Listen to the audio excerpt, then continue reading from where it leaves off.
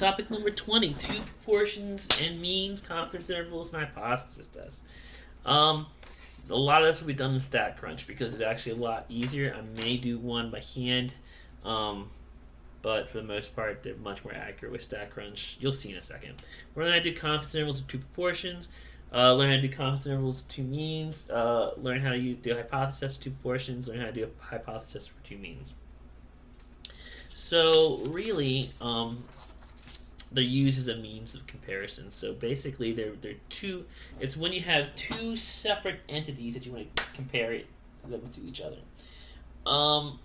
So let's kind of see what's going on with that. Just like normally, it's easy to just jump right into an example. A scientist is doing a longevity study on humans and decides to take a simple random sample of 500 males and 500 females to determine how many people have reached the age of 90 or above, which is pretty interesting because not a lot of people do reach 90. Of the males, 350 reach the age of 90, and of the females, 390 reach the age of 90. What is the 95% confidence interval for the data above? So basically what you get in this situation, this is how you know you do it, is that you have specifically two proportions that are kind of interconnected with each other. You have males and you have females of a certain age that you are trying to compare to each other. So that's why you need to use this confidence interval for a two proportion. As long as you're comparing two different similar things to each other, this is what you're going to use. Now, we need a new standard deviation, which is one of the reasons why we're really not going to calculate this by hand. You can, and sometimes it's really hard to do by hand. I imagine at some point when I do my whole series from the beginning of math to the end, which is weird to say because I don't know if math really ends, but I'll probably do it all by hand, but we'll go ahead and let StatCrunch do this for us. But the initial point is the difference between the two proportions. So what this means is this. I have a proportion for males. So males is currently, let's see, they are 350 over 500. So 350 divided by 500 is 0.7. So this is your, we can call this your P1. And then females would be 390 over 500. So let's call that our P2 at 0.78. The initial point is the difference between the two, so the difference would be 0.78 minus 0.7.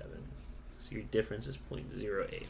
Now, again, you could sit down, you could figure out the whole entire thing for the standard deviation. I'm going to pop it right into StatCrunch. Now, let's just jump into StatCrunch here. And if you see this over here, it's because I'm doing videos back to back to back to back. So, this is from a previous video. But we're going to go to proportional stats, and what we have is two samples because we have two proportions. So we're going to open it up, and here's the really key thing about doing this confidence interval. Not necessarily true for a hypothesis test, but when you do a confidence interval, you want to put the bigger one first. So in this case, we're going to do the female one first. So 390 over 500, and then 350 over 500. Then we're going to do a confidence interval, and we want a 95% confidence. Of course, we could change that if we wanted to. We hit compute, and we get a interval of 0.0276 and 0.1341. Okay, so then we want to kind of interpret this in words again, because we always want to interpret a confidence interval in words. So basically, I am 95% confident that the true proportion of Well, actually, it's not proportion. I don't know. It's the true difference between males and females that reaches 90 years is between 2.76% and 13.41%. And that makes a lot of sense because typically women do live longer for a variety of reasons that you may research on your own time. But that's how you would do a confidence interval. Now, I'm not so interested in the confidence intervals too much because really when I get into these questions, I'm really into the hypothesis tests. So, let's look at the hypothesis test. Simple random sample of 700 customers at a Walmart in Dundalk yielded 590 customers who were satisfied with their experience. Another simple random sample of 700 customers at the Walmart in Essex yielded 650 customers who were satisfied with their experience. This is enough information to determine that there's a significant difference between the satisfaction of the customers in the two areas. So, this is going to be very similar again to the proportions we did before. Here's the big thing though. There's 4 conditions now, and you have to do all the other conditions on both groups, which gets a little bit annoying, but we can do it. We'll be able to do it. But we have this new one called independent groups, which just means that you have to show that one group does not influence the other. Step 2, the null and alternative hypothesis is a little bit different. It's just that you're comparing the two. We'll talk about that in a second. And then we need to use standard deviation, which again I'm going to use StatCrunch to do. And the conclusion is the same as always. If it's greater than 0.05, we reject the null hypothesis. If it's less than 0.05, we fail to reject the null hypothesis. So let's see what it looks like. So we have step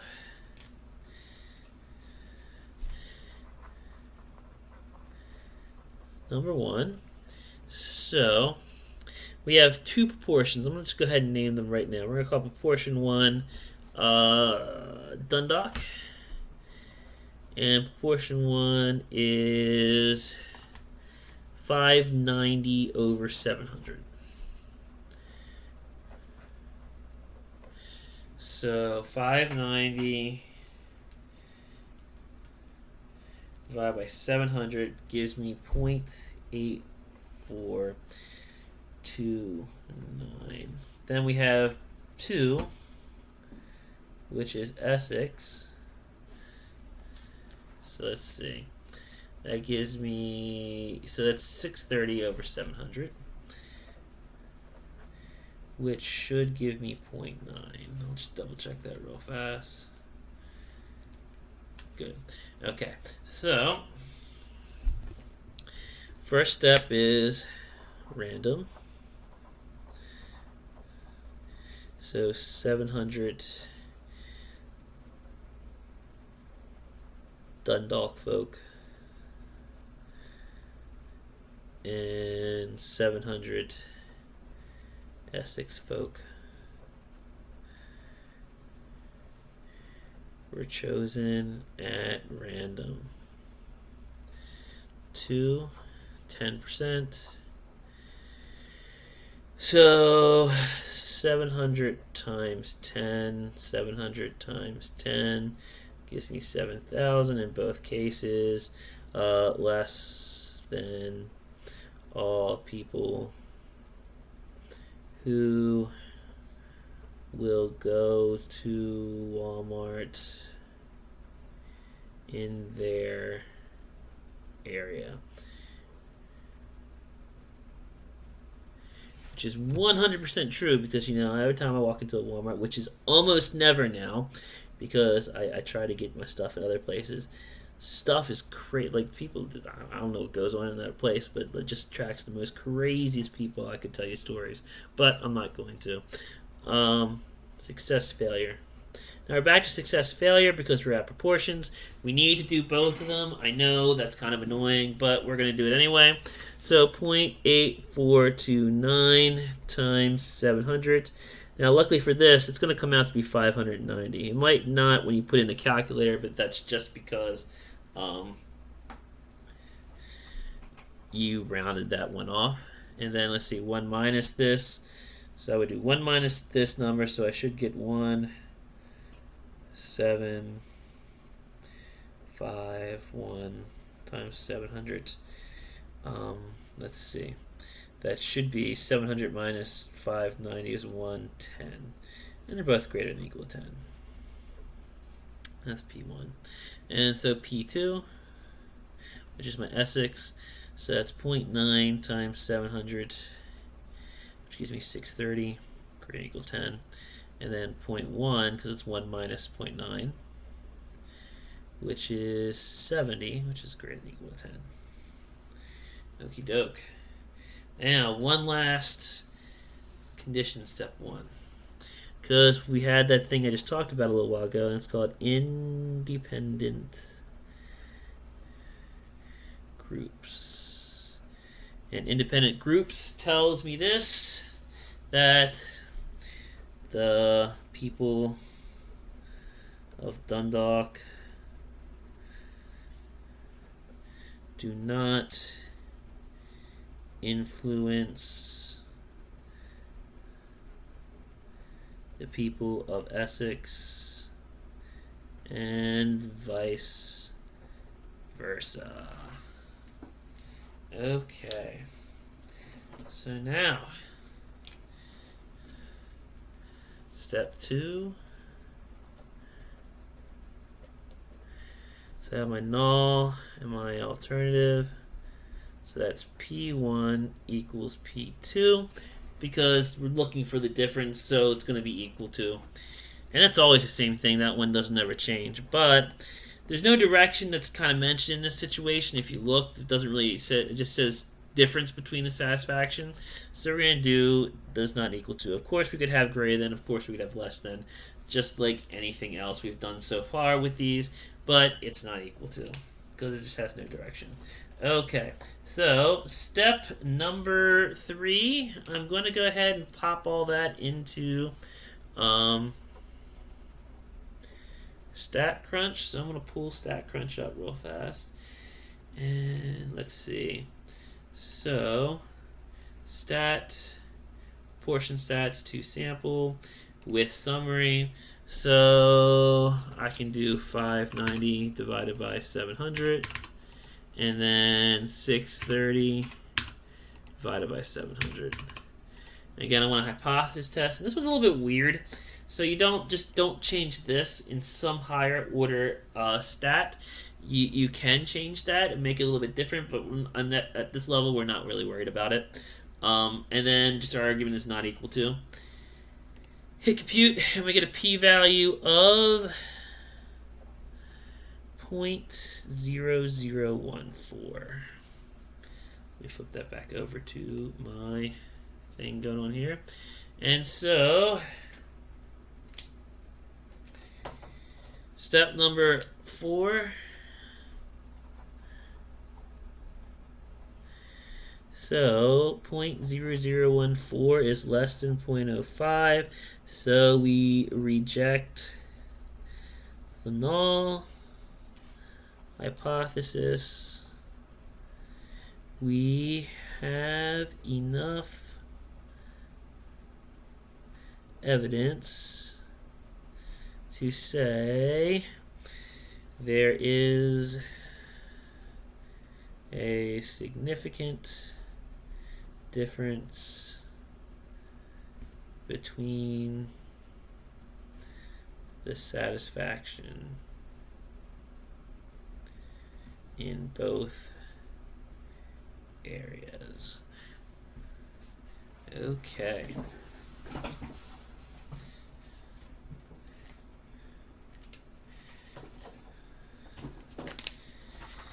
All right, so that's one it looks like. Let's take a look at one more example real fast. So, hypothesis test number 2. Another concern of the study on teens' online profiles was safety and privacy. This is a continuation from a question I don't use anymore. Yeah. In the random sample, girls were less likely than boys to say that they were easy to find online from their profiles. Only 19%, 62 girls of 325 teen girls with profiles say that they are easy to find, while 20%, 75 boys of the 268 boys with profiles say the same. Are these results evidence of a real difference between boys and girls? We're going to perform a nice little test to figure that out. Let's see if there's a real difference between these two. Okay, so step number 1.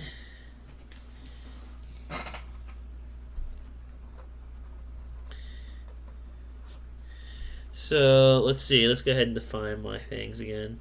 So this time it comes nicely because it told me P1 will say 19% is girls. And P2 is 28%. That's my boys. So let's see. Random. 325 girls and 268 boys were taken at random to 10%. So I'm going to do 325 times 10, 268 times 10. So that gives me 3,250. 2,680 is less than all boys / girls that have online profiles.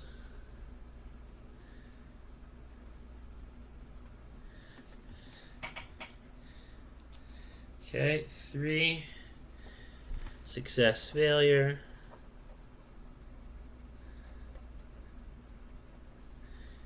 So 0.19 times 325, and then let's see, 1 minus this would be 0.81 times 325.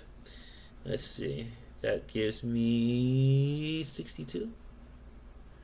Which is greater than or equal to 10, and then 325 minus 62, so it gives me 263, which is greater than or equal to 10. Okay, and then for my boys, 0.28 times 268, and 0.72 times 268. So that should give me 75, which is greater than or equal to 10, and 193, which is greater than or equal to 10. Okay, and then of course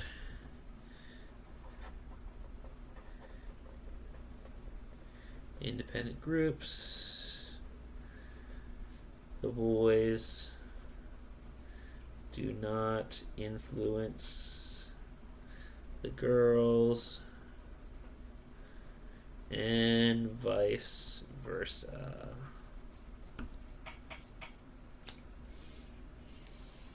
Okay. Step 2. So our null hypothesis is going to be P1 is equal to P2. Again, they're going to be the same or similar. My alternative, again, it just said, let's see, it just said evidence of a real difference, so it's going to be not equal to. Okay, so step 3. Now we need ourselves a p-value, which I'm going to go ahead and bring up StatCrunch again. So if I go into StatCrunch, close that guy off, proportional stats to sample with summary. So I got my girls are 62 over 325, and my gentlemen are 75 over 268. On a hypothesis test, again, it's not equal to, and you can change that if you want to, but we don't have to in this case. It computes, and we get a p-value of 0.0104. So, let me flip back.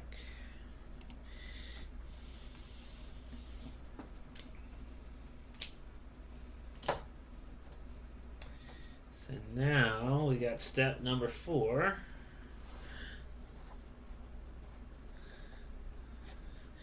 Again, 0.0104 is less than 0.05, so we reject the null hypothesis. We have enough evidence to support, or rather, let's say to say, there is a significant difference between boys and girls in this aspect.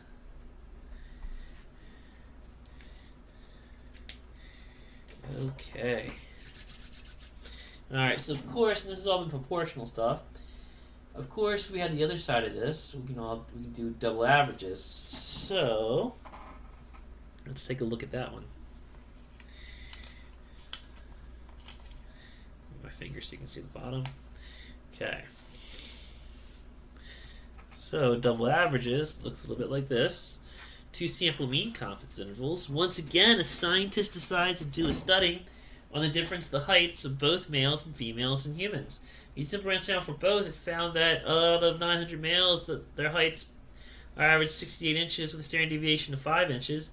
The females have an average of 62 inches with a standard deviation of 4 inches. Again, you can see the difference here.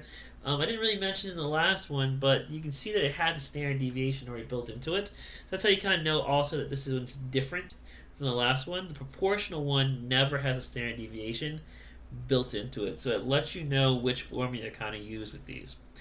But these are pretty much the exact same thing, except for that we're going to use a t-stat for this. I'll show you that in 1 second. But again, what you're going to do is, and you don't actually have to do any division in this case, because your division is just to be 68 minus 62. But you're ultimately, and again, this is going to be your new formula, but I'm not going to really worry about using it. I'm just going to jump into StatCrunch. What you're going to do is you're going to go into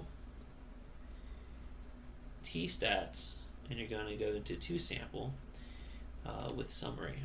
And once again, you do want to put your larger one first when it comes to a confidence interval. So 68, 5, and you have 900. Okay, and then 62, 4, and 900. We don't worry about this pool variance part. We don't need that, but we do want a confidence interval of 95%. And hit compute, and we get an upper and lower limit of 5.581 to 6.4186. Okay.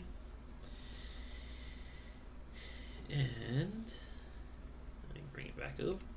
Once again, we do want to write a sentence for this, so I am 95% confident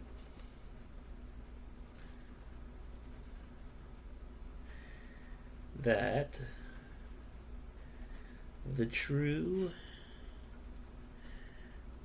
average, or actually no, it's still difference, the true difference between male and female height is between 5.5814 and 6.4186 inches. Okay, and once again, I'm not really so interested in the concepts with these. I kind of prefer looking at the hypothesis test. So I'm going to jump into my hypothesis test, which again is very similar. The length of tails, and this is where you kind of know that I've run out of ideas for problems, but the length of tails of males and female dogs differ slightly. A recent study shows that in 600 random male dogs, the average tail length is 5 inches with a standard deviation of 0.5, and 600 random female dogs have an average tail length of 44.5 inches and a standard deviation of 0.65. Enough evidence to show this is a significant difference between the two tail lengths. Okay, so same thing, step 1. Conditions are the same as they won.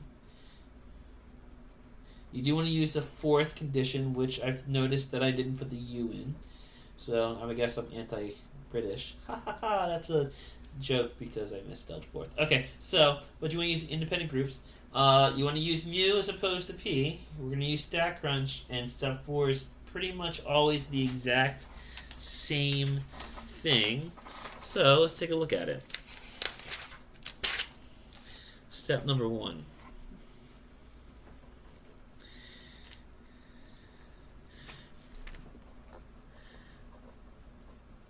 So we're going to have mu1 be male. The first one we use, I think, male. Yeah. mu2 be female.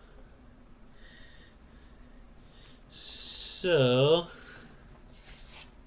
number 1, random. I think it's $600 for both. Yep. So 600 male and female dogs are taken at random. 2, 10%, 600 times 10,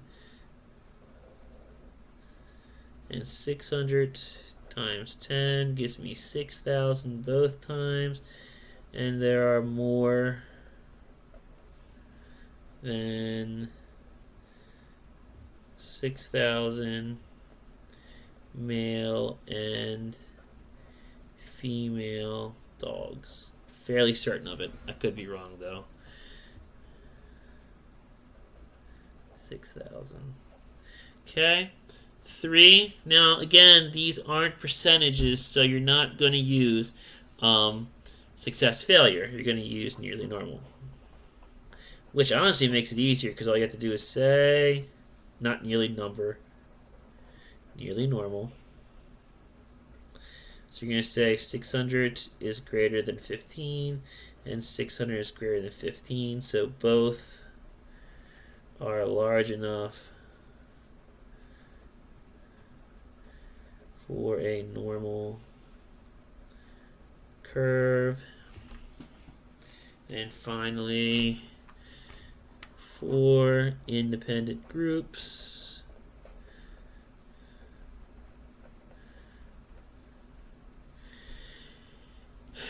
So, male dogs do not influence female dogs, and vice versa.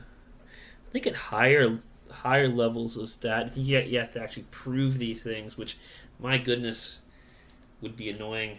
I'm glad I'm not up there. Step number 2.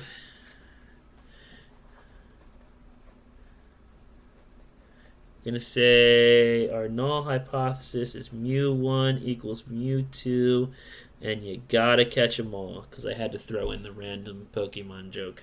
But it states that there's no significant, or is there a significant difference? So once again, we're looking at mu1 is not equal to mu2. I'm not saying the Pokemon reference again. You get one. So we get that. And so now, once again, I want to use my stat crunch to go get this. So we're going back to the old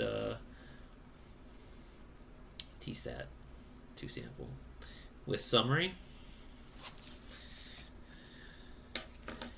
So let's see. Let me pull that over. So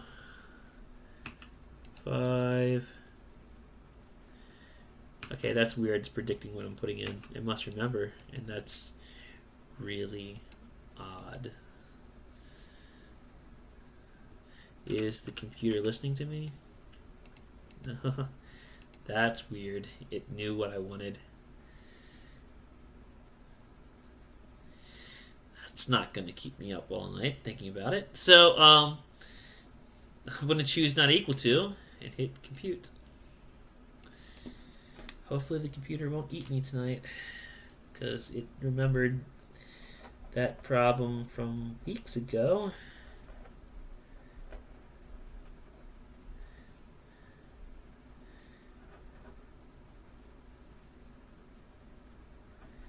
I might want to purge something tonight, but so 0.0001 is my p-value. It says less than 0.0001, but we can just go ahead and just call it 0.001 because we don't know how much less. It just means it's really, really, really small p-value. And so for step number 4, again, it's always the same. Step number 4, 0.0001 is less than 0.05, so we reject the null hypothesis. We have enough evidence to show a significant difference between the dog genders' tails. What a weird thing to research. Anyway, I must have been looking at some dog when I came up with this one. I once did a test question on a knot tire because I got that off of The Simpsons. But, yeah, just sometimes I run out of ideas creatively, and that's what comes out. Anyway, got one more. Example 2. Do consumers spend more on a trip to Walmart or Target? Suppose researchers interested in this question collect a systematic sample from 85 Walmart customers and 80 Target customers by asking customers for their purchase amount as they left the stores. Is there a significant difference between what customers spend at Walmart or Target? So let's find out.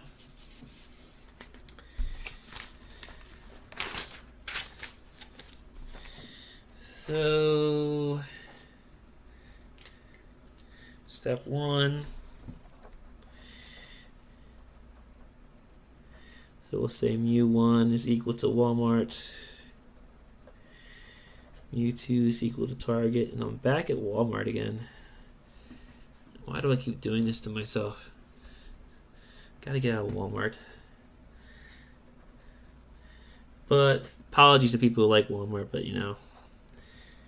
I mean, I don't have anything against it philosophically, but just stepping in it gives me the heebie-jeebies sometimes. But 1 random. So 85 customers from Walmart and 80 customers from Target are chosen at random. 10%. 85 times 10, 80 times 10. That's 850 and 800. So it's less than all people who would go to these stores.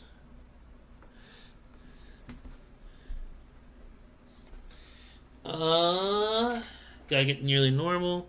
So 3, nearly normal.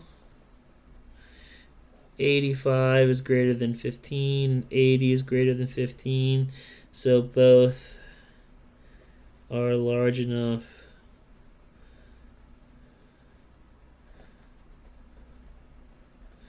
to create a normal curve.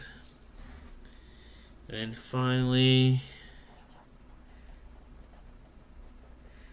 independent groups. Walmart customers don't influence Target customers, or vice versa. Okay. So we want step number 2. So again, mu1 is equal to mu2.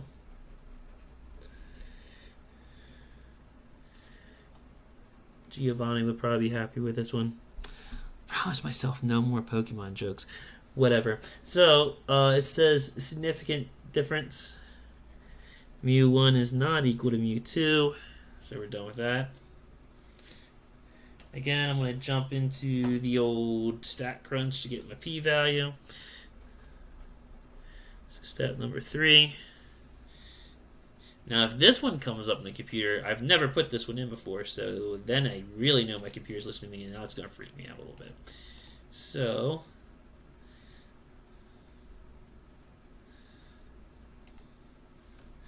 let's see. Minus 45,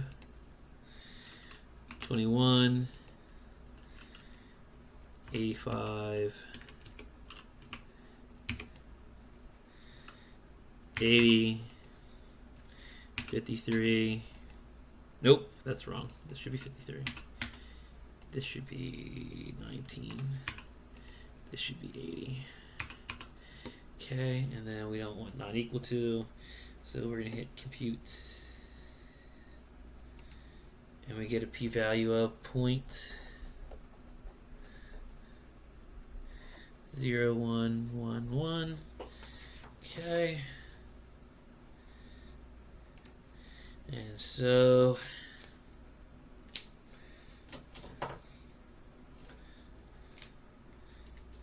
step number 4, 0.0111 is less than 0.05, so we reject the null hypothesis. There is enough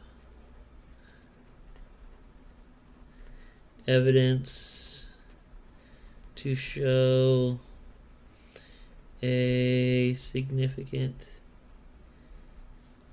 difference